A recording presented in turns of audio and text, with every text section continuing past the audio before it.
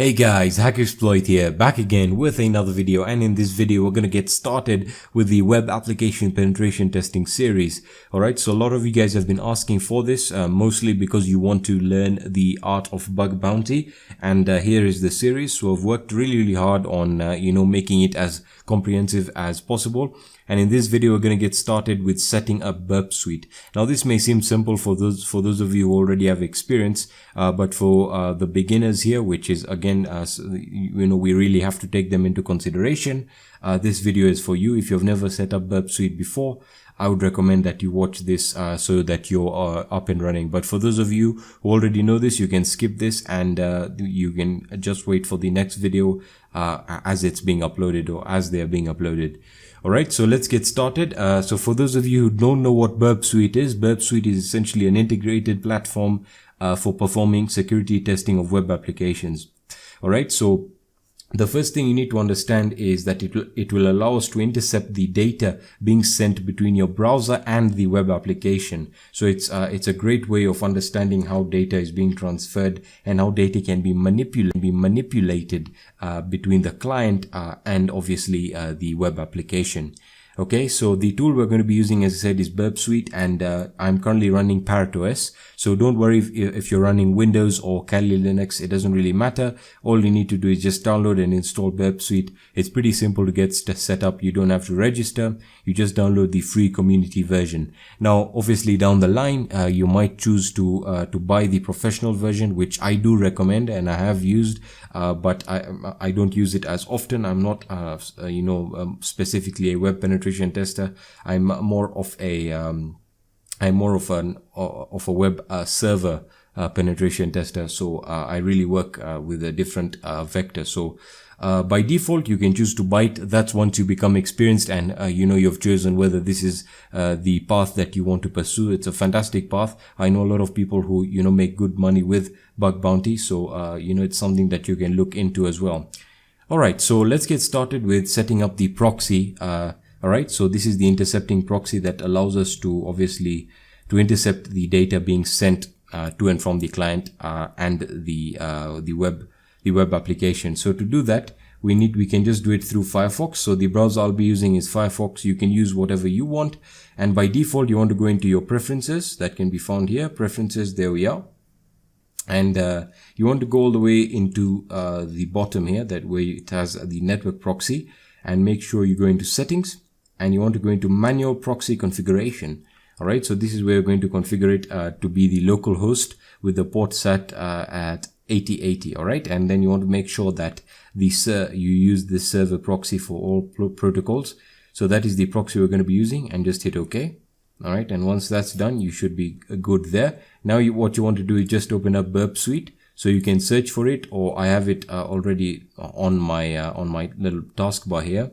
And I don't think I've updated it for a while, so I'll probably need to do that later. But for now, I'll just close the update prompt, and it's going to prompt you, welcome to Burp Suite, and it's going to say, now depending on the version that you've chosen to select, whether you've chosen the community version, which is what I have here, or the free version as it's called, and you then have the pro version. So by default, the community version only allows you to use a temporary project. If you have the professional version, it allows you to save your project, which is great functionality as well. So just hit next, and you just want to hit use the burp defaults, and just hit start burp, and just give that a few seconds to start it up. All right, and I'll explain the interface generally, but we'll be looking more into how Burp works in the next video. I just want to get you set up with Burp in this video, and you understand what exactly is going on. All right, so welcome to Burp. Now, by default, again, it may seem a little bit intimidating, mostly because if you're a beginner, you have not heard of any of these words here, and you don't really know what they're doing. All right, so by default, you have your target, proxy, spider, scanner, intruder, repeater, sequencer, decoder, comparer, extender, your project options, your user options, and alerts. We'll be going through all of this as we perform real-world testing on our vulnerable target. I'll be showing you how to set up a damn vulnerable web application soon, and many others, but for now just focus on Burp Suite. Alright, so by default you want to just go into proxy. Alright, and for some reason I already have some data here.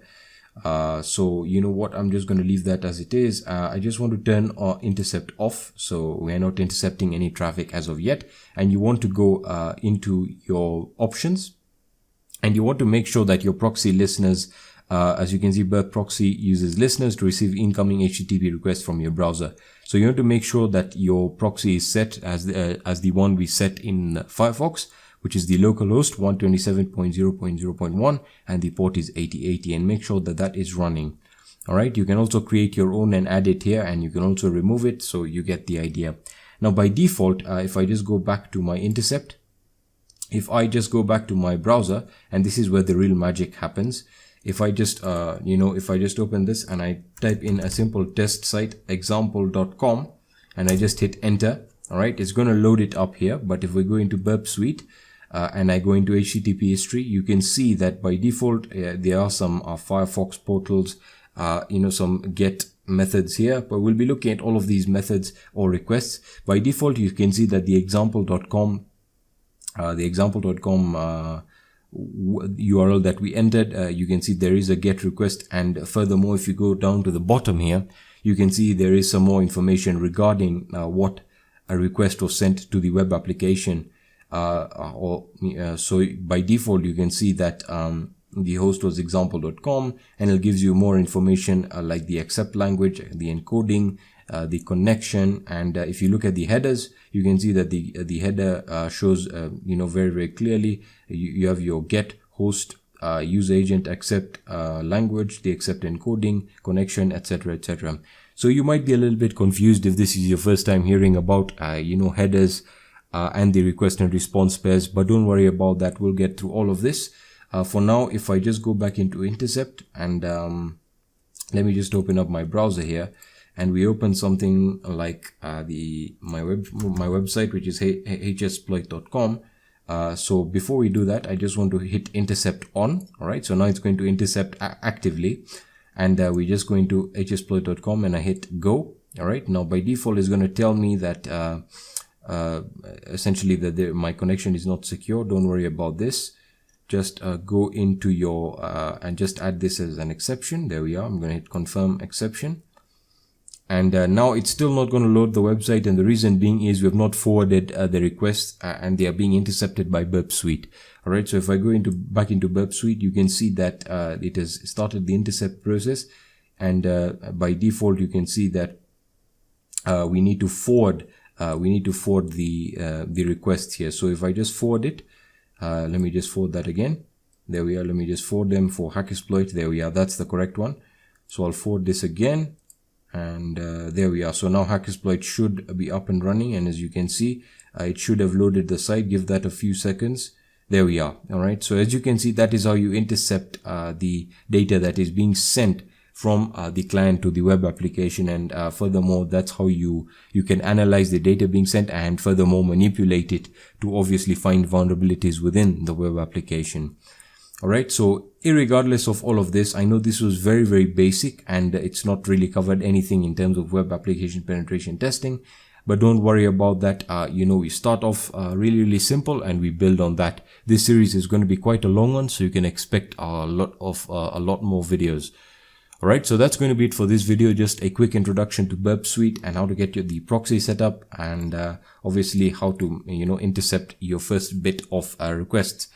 Anyway, in the next video, we'll get started with the methodologies and the terminology, and understanding HTTP a lot better. All right, so that's going to be it for this video, guys. I hope you found value in this video. If you did, please leave a like down below. All right, if you have any questions, you can leave them in the comment section on my social networks, on the website. And yeah, thank you so much for watching, and I'll be seeing you in the next video. Peace.